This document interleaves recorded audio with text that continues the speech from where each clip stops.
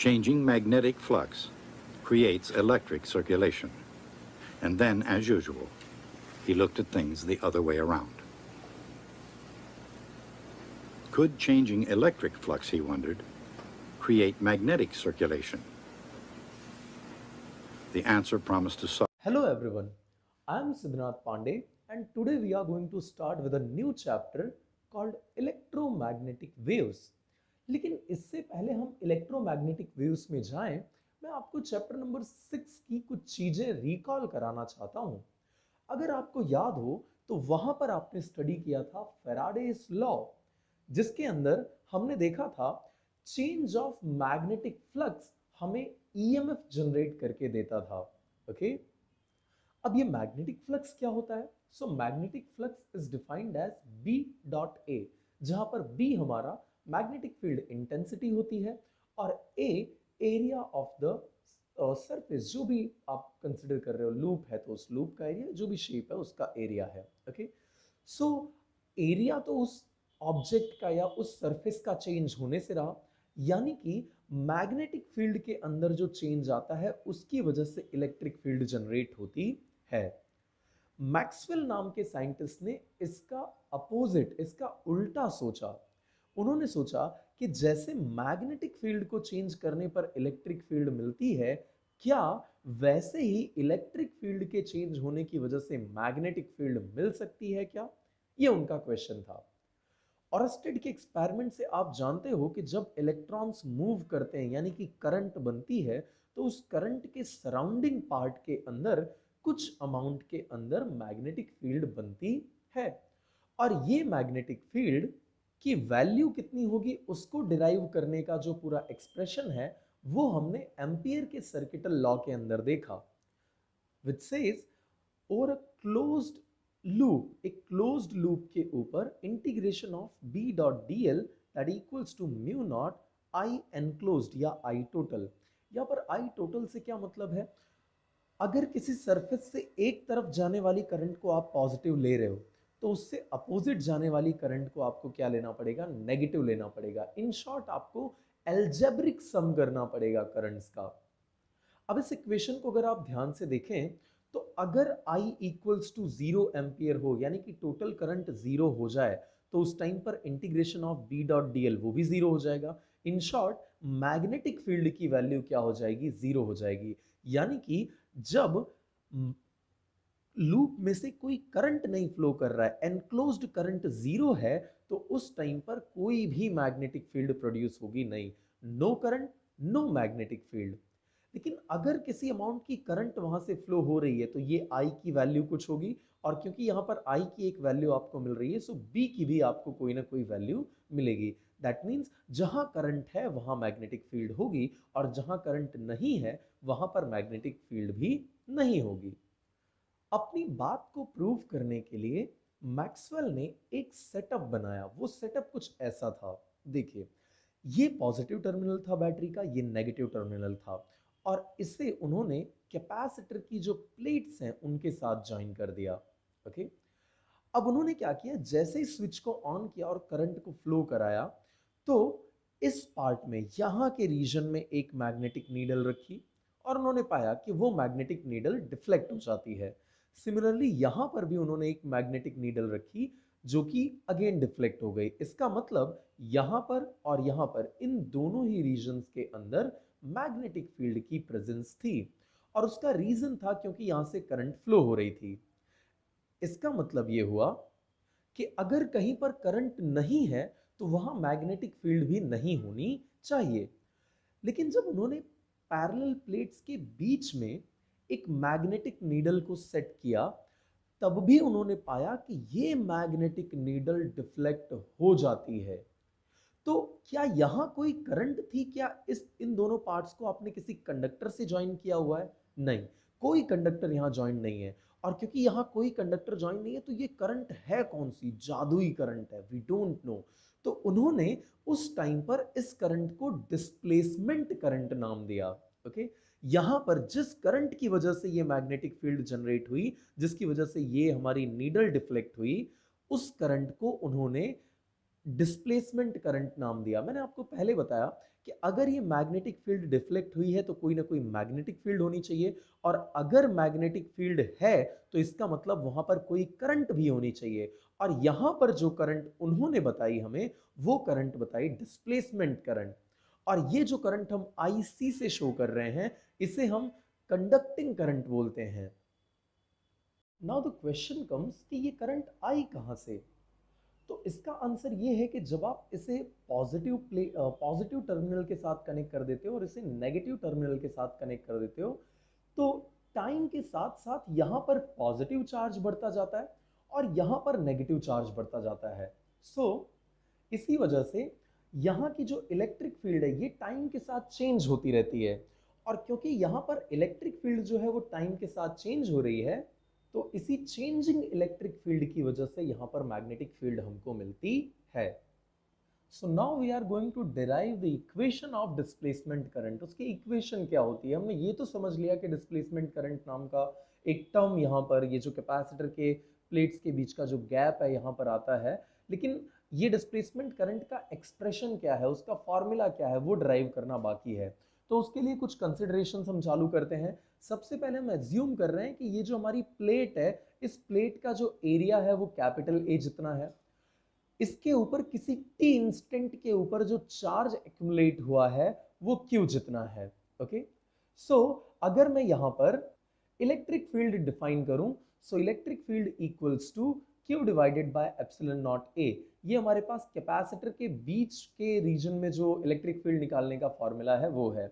अगर मैं ए को दूसरी तरफ शिफ्ट करूं, so E into A that equals to q by epsilon not, और ई डॉट ए को हम इलेक्ट्रिक फ्लक्स के नाम से जानते हैं, दैट्स व्हाई हमने इसे फाई ई से शो किया हुआ है। So phi E equals to Q upon epsilon naught. From chapter number 3 we know that I equals to D Q by D T. Okay, तो अगर मैं इस इक्वेशन का phi equals to Q upon epsilon naught का time के साथ differentiation कर दूं, क्योंकि मैंने आपको बताया कि ये जो क्वांटिटी है ये टाइम के साथ चेंज हो रही है, चार्ज बढ़ रहा है लगातार। जैसे जैसे आप बैटरी को कनेक्ट करके रखते हो तो कैपेसिटर की प्लेट्स के ऊपर चार्ज बढ़ता जा रहा है। सो अगर मैं इसका डिफरेंशिएशन करूं, so this will become D phi E by D T that equals to D by D T of Q upon epsilon naught. यहाँ पर 1 बाय एप्सिलॉन नॉट कांस्टेंट है तो उसे हम डिफरेंशिएशन से बाहर ले लेंगे and this will become d Q by D t. और d Q by D t को हम आई बोल रहे हैं, और यहाँ पर ये जो आई हमने शो किया हुआ है यही हमारा डिस्प्लेसमेंट करंट है जिसको हम ID से इंडिकेट कर रहे हैं। So let's make ID the subject of the formula. So ID will be equal to epsilon naught times d phi e divided by dt. अब अगर आप देखो कि मैं अगर इस लूप के across total current find out करना चाहूं, तो मेरी एक करंट जो IC थी वो तो थी ही, लेकिन यहां इस रीजन की एक और करंट ID भी, यानी कि डिस्प्लेसमेंट करंट भी उसमें ऐड हो जाती है।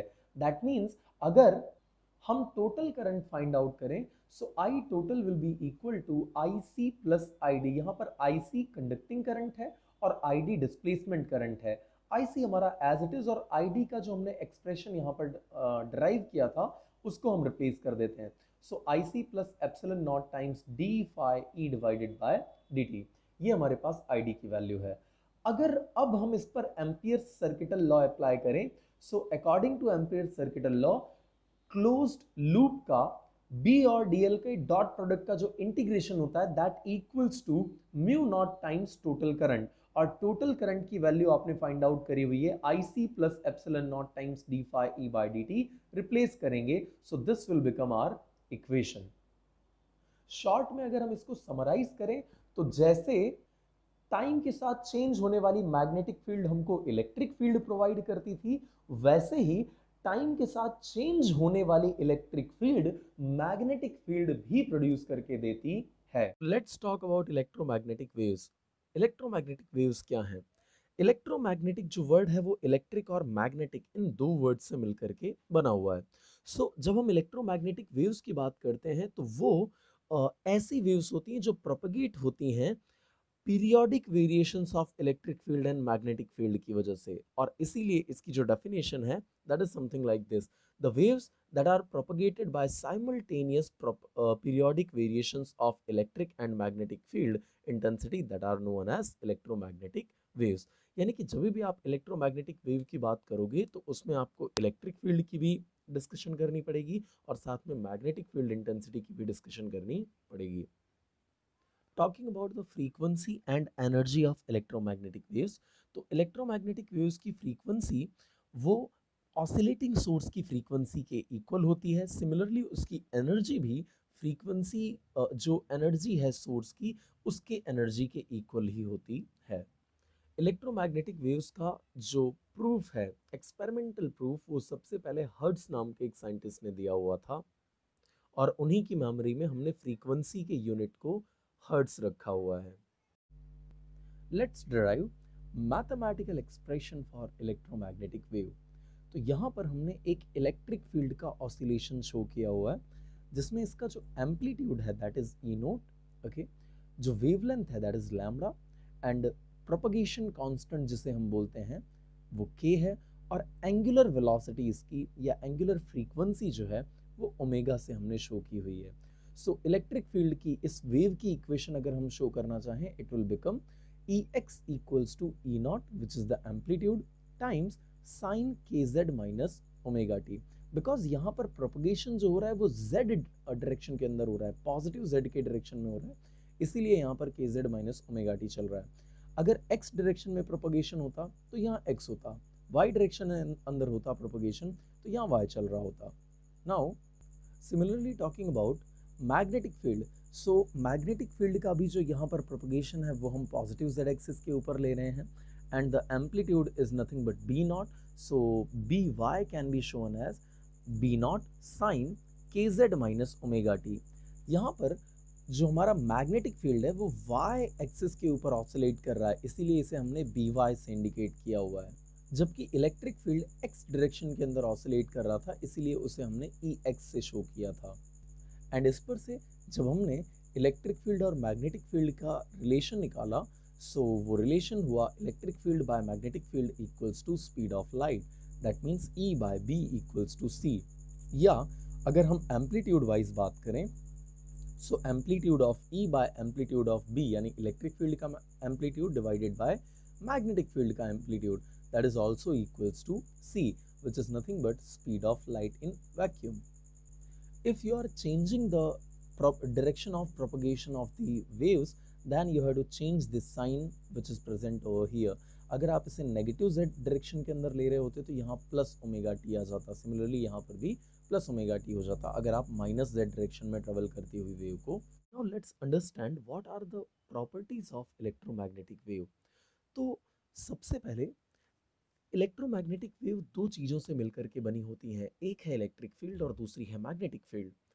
इलेक्ट्रिक फील्ड की जो वैल्यू है वो मीडियम की परमिटिविटी पर डिपेंड करती है और जो मैग्नेटिक फील्ड की वैल्यू है वो मीडियम की परमीएबिलिटी के ऊपर डिपेंड करती है। तो जब हम उसकी स्पीड की बात करते हैं तो अगर वैक्यूम में ट्रेवल कर रही है हमारी वेव तो उसकी स्पीड c यानी कि velocity of light, speed of light के इक्वल हो जाती है एंड उसकी इक्वेशन होती है 1/√of mu naught epsilon not. और जब वो मीडियम के अंदर ट्रेवल कर रही होती है तो क्योंकि ये मीडियम की प्रॉपर्टी है, जो म्यू और एप्सिलॉन है ये मीडियम पर डिपेंड करते हैं। वैक्यूम के लिए हम म्यू नॉट और एप्सिलॉन नॉट यूज करते हैं, लेकिन अगर कोई मीडियम है तो उस टाइम पर हम म्यू और एप्सिलॉन से इसे इंडिकेट करेंगे। ओके, एक इलेक्ट्रोमैग्नेटिक वेव के अंदर इलेक्ट्रिक फील्ड का जो कंपोनेंट है वो मैग्नेटिक फील्ड के कंपैरिजन में स्ट्रॉन्गर होता है। वो इस इक्वेशन से आप देख सकते हैं E equals to C times B, that means E की वैल्यू B से C टाइम्स ज़्यादा होगी। ओके, इसीलिए बहुत सारे डिवाइसेस इलेक्ट्रिक फील्ड पर तुरंत रिस्पॉन्ड करते हैं। Now talking about energy density of electromagnetic wave, तो इलेक्ट्रोमैग्नेटिक वेव जैसा कि हम पहले से जानते हैं इलेक्ट्रिक फील्ड और मैग्नेटिक फील्ड से मिलकर के बनी हुई है। सो उसकी जो टोटल डेंसिटी होगी, energy density, that will be equal to electric field की energy density plus magnetic field की एनर्जी डेंसिटी। और इन दोनों के फॉर्मूले हमने ड्राइव कर रखे हुए हैं। So half of epsilon naught E square plus half of B square upon mu naught, और इसमें से अगर हम हाफ कॉमन ले लें so this will become epsilon naught E square plus B square upon mu naught. About momentum of electromagnetic wave, so we know that कि अगर कोई इलेक्ट्रोमैग्नेटिक वेव वैक्यूम के अंदर ट्रेवल कर रही है तो आइंस्टाइन की इक्वेशन के according energy will be equal to mc square. अगर मैं इसको ब्रेक करूं तो this will become mass into speed of light into speed of light, and mass into velocity उसे हम बोलते हैं momentum. So energy equals to momentum into c, that is speed of light. अगर मैं इसको रीअरेंज कर दूं so momentum equals to energy divided by velocity of light. Now we know that कि अगर एनर्जी हम किसी वेव की कैलकुलेट करना चाहते हैं so it is equal to H nu. Chemistry का जो आपका बेसिक नॉलेज है उसके अकॉर्डिंग 11th स्टैंडर्ड से एच इंटू न्यू, और speed is equal to nu into lambda where nu is the frequency, और इसको जब आप कैलकुलेट करोगे so it will become H by lambda. That means इतनी अमाउंट में, यहाँ पर h जो है वो हमारा प्लैंक कांस्टेंट है, सो इतनी अमाउंट के अंदर मोमेंटम किसी भी इलेक्ट्रोमैग्नेटिक वेव के पास होता है। और मोमेंटम है जब ये मोमेंटम ले जाकर के ये किसी सरफेस के साथ स्ट्राइक होगा, कोलाइड होगा, तो डेफिनेटली वहाँ पर वो कुछ अमाउंट में प्रेशर एक्सर्ट करेगा, और इस प्रेशर को हम रेडिएशन प्रेशर के नाम से जानते हैं। इस प्रेशर की जो वैल्यू एक्सपेरिमेंटली हमने फाइंड आउट करी है that is almost 7 into 10 raised to minus 6 Newton per meter square. Let's talk about electromagnetic spectrum. तो इलेक्ट्रोमैग्नेटिक जो वेव होती है वो कोई एक वेव नहीं होती है, उसके अंदर बहुत सारी कैटेगरीज होती हैं, बहुत सारी छोटी छोटी वेव्स उसके अंदर होती हैं। अगर उन्हीं वेव्स को हम, जो पूरी रेंज है हमारे पास, उसी पूरी रेंज को हम फ्रीक्वेंसी या वेवलेंथ के असेंडिंग या डिसेंडिंग ऑर्डर के अंदर अरेंज कर दें, तब जो हमको मिलता है उसी को हम इलेक्ट्रोमैग्नेटिक स्पेक्ट्रम बोलते हैं। तो ये मैंने आपको एक इलेक्ट्रोमैग्नेटिक स्पेक्ट्रम बताया हुआ है, याद रखने का ये हमारे पास शॉर्टकट है, गाड़ी X U V in my range. Okay, गाड़ी X U V in my range. यहाँ पर जो गाड़ी है that is for gamma rays, X for X rays, U for ultraviolet waves, V for visible light, in for infrared waves, my for microwaves, and range for radio waves. तो ये सारी waves हैं। ये हमने जो पूरा set बनाया हुआ है इसमें हम फ्रीक्वेंसी को डिसेंडिंग ऑर्डर के अंदर शो करते हैं। दैट मीन्स सबसे ज्यादा फ्रीक्वेंसी गामा रेज की और सबसे कम फ्रीक्वेंसी रेडियो वेव्स की, और इसी पर से आप वेवलेंथ के अकॉर्डिंग भी इन्हें सेट कर सकते हो। जिसकी फ्रीक्वेंसी जितनी ज्यादा उसकी वेवलेंथ उतनी कम, तो सबसे कम जो वेवलेंथ है वो गामा रेज की होगी और सबसे ज्यादा वेवलेंथ रेडियो वेव्स की होगी।